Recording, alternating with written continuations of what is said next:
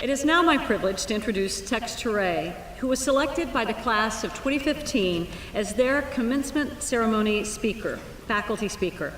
Mr. Tourais, a member of the upper school English department, is known for stretching both himself and his students. I'm sure we're in for a treat. Tex, please come forward. The microphone is all yours.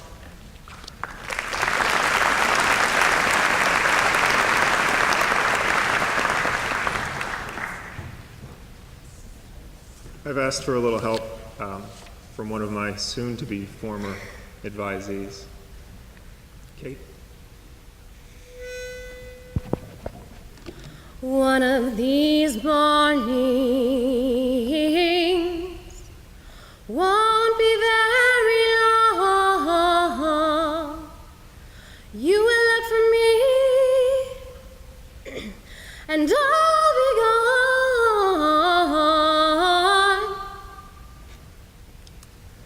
I speak today of the moment of turning away, of turning around, of turning into something that you were not before.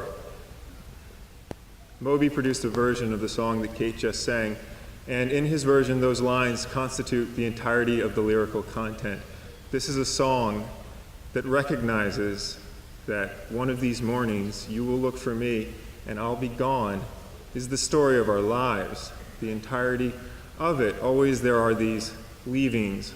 All great stories begin and end with a leaving, and the chapters and episodes in the middles are punctuated by other lesser leavings. At first blush, we might be encouraged to read this mournfully, the word morning, carrying with it both the sense of dawn and its opposite. But there is another reading, there is another leaving, the stepping forward onto a jet plane or a dragon-browed ship, the trajectory up and out into the exploration of the very heavens themselves, the explorations that have driven our species for eons, the leaving for college or any other great unknown.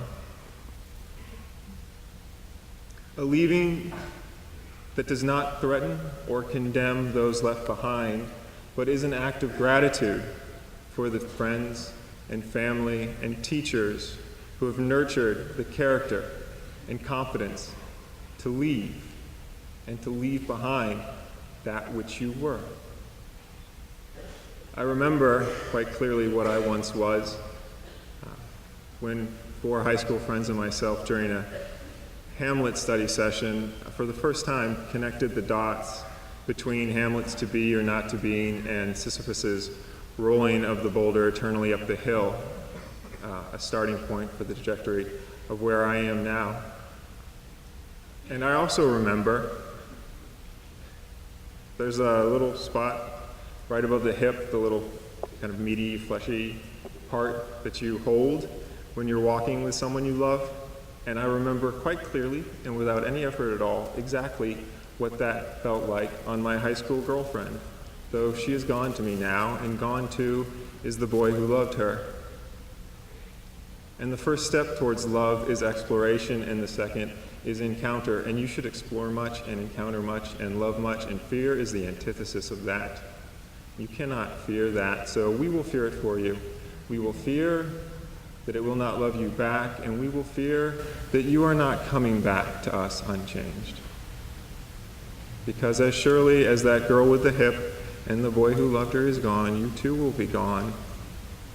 And that is a sorrow, but it is a sorrow sprung from your hope and your desire to explore. So there is the feeling that that sorrow must be hidden away and contained so as not to taint your joy. I recently had one of your parents tell me that although I don't understand it now, when my daughter is ready to leave, I will be ready too. She told me that she's ready for this, and to that I say, we will see. And also, no, there is no readiness for that moment for us, but hopefully there will be for you. Hopefully with courage and confidence you can look at us and you can say, one of these mornings won't be very long.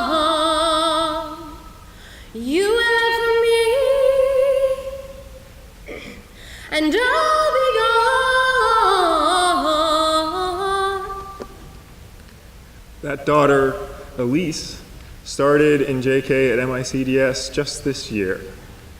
She starts her journey as you complete it. She is of the class of 2028.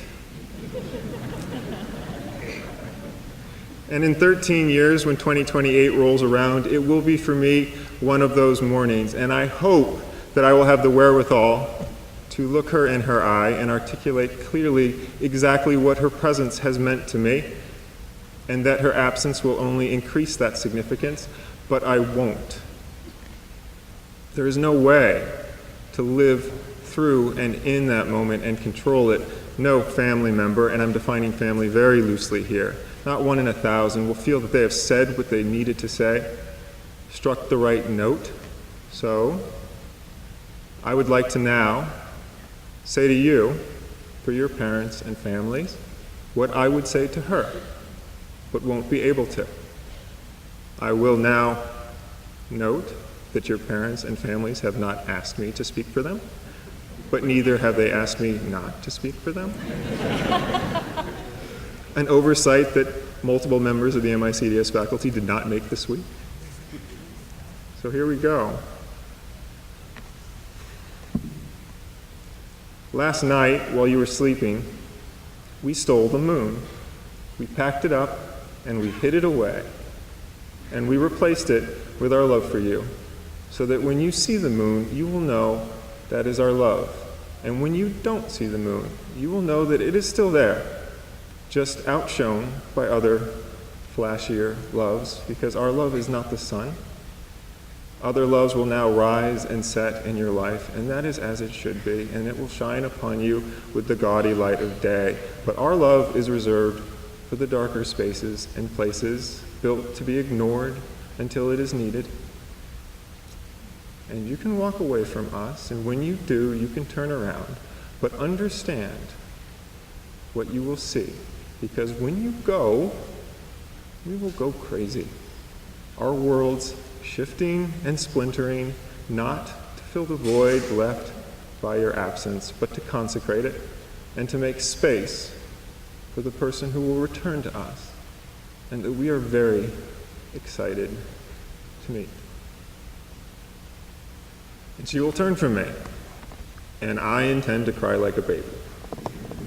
You don't know what you have till it's gone is something that we apparently have agreed upon, but I do not remember when, and I reject it now. I know what I have. We know what we have had in you. I have held my daughter in my very hand. She was that small. We have held all of you in our hands, with the full knowledge of the sliver of time that has been allotted to us, and we will carry that splinter forward in our palm with no regret or no remorse, but maybe a few tears.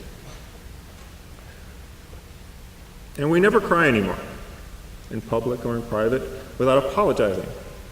I can't remember the last time I saw a tear that wasn't followed by an apology, and I don't know why. If you believe in evolution, then tears serve some purpose, or they would have been gone eons ago. And if you believe in creation, then a loving God placed them inside of us for a purpose. They are a testament to the holy or our humanity or both. They are our very bodies giving up water and salt, the necessities of life. Our bodies just expel them willfully for no other reason than to let those we love know how significant they have been and how dire is our loss. We should cry more and ferociously till we have cried the last tear. So we will cry for you, class of 2015, in open or in private. Because make no mistake, we have always known that one of these mornings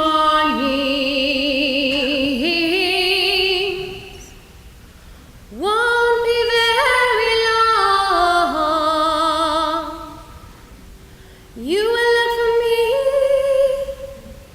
me, and I'll be gone. so. Let us move forward then into this great moment of love and loss. Thank you, Kate. Thank you, class of 2015. Thank you.